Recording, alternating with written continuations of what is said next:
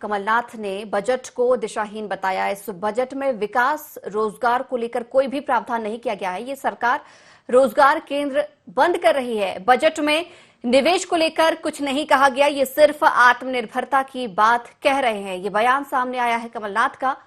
तो मुख्यमंत्री ने आज बजट पेश किया, वित्त मंत्री ने आज बजट पेश किया है। इसको लेकर मुख्यमंत्री पर और प्रदेश सरकार पर कई निशाना भी साधा है। बड़े दुख के साथ मुझे कहना पड़ता है कि ये बजट केवल आंकड़ों का खेल है। आत्मनिर्भर आत्मनिर्भर आत्मनिर्भर, ये एक नया स्लोगन बन गया है। इस स्लोगन में सब कुछ फिट हो जाता है। ये आत्मनिर्भर प्रदेश की बात कर रहे हैं या आत्मनिर्भर भारतीय जनता पार्टी और भारतीय जनता पार्टी के नेताओं की कर रहे हैं। इस बजट में किसानों के लिए जो कर्ज माफ की बात थी, हमने कर्ज माफ शुरू किया था। हर किसान का जन्म कर्जे में होता है और कर्जे में उसकी मौत होती है। 70% अपने प्रदेश की अर्थव्यवस्था कृषि क्षेत्र पर आधारित है। जिसकी किराने की दुकान होए, उसकी किराने की दुकान गांव में तब चलती है जब किसान के जेब में कुछ पैसा होए, उसके पास क्रय शक्ति होए, खरीदने की ताकत होए। ये हमारे बाजार, इंदौर के बाजार या भोपाल के बाजार, कोई दिल्ली से बाजार करने नहीं आता। तो सबसे बड़ी प्राथमिकता आज हमारे कृषि क्षेत्र की है, जो हमने शुरू करी थी, जहां लगभग 27 लाख किसानों का कर्जा माफ किया। दूसरा किस्त चालू था, ये आज बंद है। इस पर कोई कुछ नहीं कहना। अंत में जो भी प्रावधान होता है, जो भी एलोकेशन होती है, इसका क्रियान्वयन कैसे होता है, इसका डिलीवरी मैकेनिज्म क्या होगा, कितने हितग्राहियों को इससे लाभ मिलेगा, ये अंत में प्रश्न होते हैं जिससे विकास और प्रगति की बात की जा सकती है। तो हम देखेंगे इसकी कितना इसका क्रियान्वयन होता है। पेट्रोल, डीजल, गैस, अब तो खाने का तेल, रसोई का तेल भी गया, उसके भाव भी बढ़ रहे हैं। कुछ नहीं कहा, कह देते कि हम वैट इतना कम कर देंगे। जवाब में कहते हैं कि हमारी सरकार ने, जब कांग्रेस की सरकार थी, वैट बढ़ाया। हाँ, हमने बढ़ाया था, हमने छुटपुट बढ़ाया था, पर उससे भाव नहीं बढ़े थे, उससे भाव नहीं बढ़े थे। ये बात हमें याद रखनी है। ये वैट और सेल टैक्स मैकेनिज्म जो है, इसको कैसे कैलिबर किया जाए ताकि भाव ना बढ़े, ये प्रश्न होता है अंत में। तो आज आम जनता पिट रही है पेट्रोल, गैस, डीजल, अब तो रसोई के तेल से। इसके बारे में कुछ नहीं। ये कह देते कि रसोई का तेल टैक्स फ्री होगा, कम से कम भाव तो रसोई में कम हो जाता। इसके बारे में भी कुछ नहीं, केवल प्रावधान, केवल प्रस्तावित और आत्मनिर्भर का ये बजट है।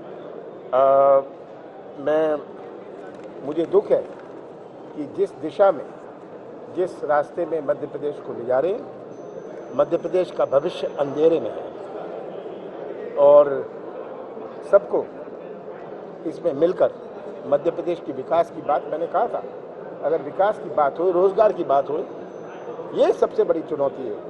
आज रोजगार, जो ये नई पीढ़ी है, जो ये मध्य प्रदेश का निर्माण करेगी भविष्य में, ये नई पीढ़ी का क्या भविष्य है, ये नई पीढ़ी के बारे में कुछ नहीं।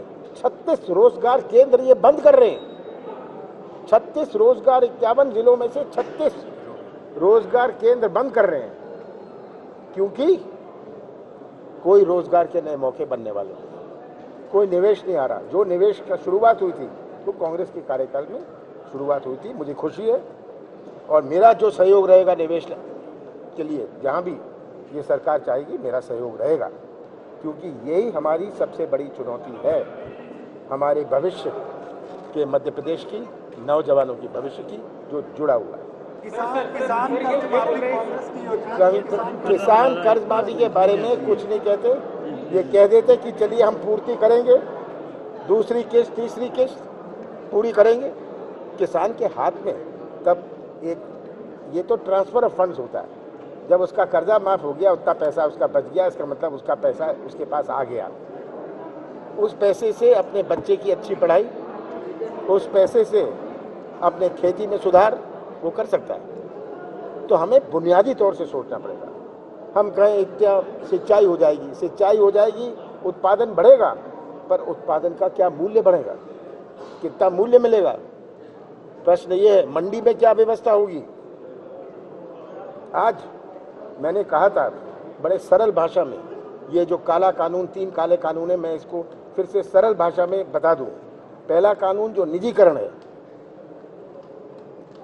जो उद्योग, जो बिजनेस हाउस आएंगे कृषि क्षेत्र में, क्या समाज सेवा के लिए आएंगे? वो तो नफे के लिए आएंगे। आज मंडी का दर्जा उनको देके ये बड़े बड़े उद्योगपति किसान के पास जाके अगर समर्थन मूल्य 3000 है, कहेंगे हम 2500 देते हैं, किसान को तो निकालना है, अपने उत्पाद निकालना है, वो कहेगा ले जाओ। जो संभावना थी समर्थन मूल्य मिलने की, वो भी चौपट। आज मध्य प्रदेश में केवल 22% किसानों को समर्थन मूल्य मिलता है। इसका भी एक इतिहास है, इसका भी एक इतिहास है, क्योंकि मध्य प्रदेश में जब समर्थन मूल्य की शुरुआत हुई थी, जब उपज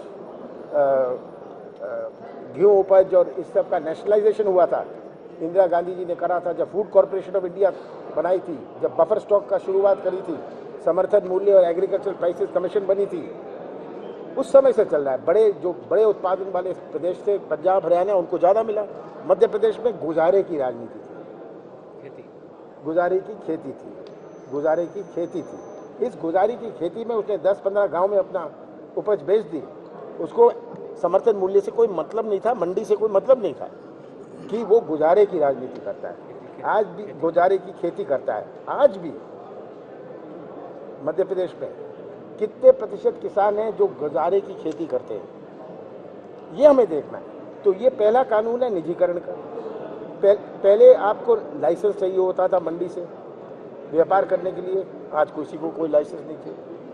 आज इसमें अगर आप दुकान खोलना चाहते हो, आप पैन कार्ड दिखाओ और दुकान खोल लो, पैन कार्ड से हो गया। तो ये निजीकरण बहुत खतरनाक है। दूसरा कानून है कॉन्ट्रैक्ट फार्मिंग, ठेके की खेती। ये खेती की किसान को चाहिए क्या? बीज और खाद। आज 50% बीज और खाद सोसाइटी के माध्यम से मिलता है। किसान 50% खरीदता है व्यापारी से। बड़े बड़े उद्योगपति, बड़े बड़े बिजनेस हाउस सब खाद और बीज इकट्ठा कर लेंगे। किसान के पास जाएंगे, बोनी का समय है, उसके पास पूछेंगे तेरे पास खाद है, बीज है, कहेगा नहीं है। पूरा मौसम निकल जाएगा, बोनी होगी नहीं, किसान क्या करेगा? वो कहेगा ये लो, मैं देता हूँ तुम्हें बीज और खाद, तुम ठेके की खेती करो, इतना इसको बोए इस रेट में खरीदूंगा, और इसकी कोई अपील नहीं, कोर्ट में नहीं जा सकते, पुलिस में भी नहीं जा सकते। एसडीएम के पास जाओ, एसडीएम के बाद दिल्ली में कोई जॉइंट सेक्रेटरी के पास जाओ, ऐसी इस तरह की कार्रवाई बनाइए। तो ये है दूसरा कानून। तीसरा कानून है जो स्टॉक लिमिट का था एसेंशियल कमोडिटीज एक्ट में। आज कोई खरीद ले, सोयाबीन खरीद ले, और जब बाजार में भाव बढ़ जाए तो बेच दे। तो ये आज काला कानून में जो आंदोलन कर रहे हैं, ये सब समझते हैं ये कानून क्या है।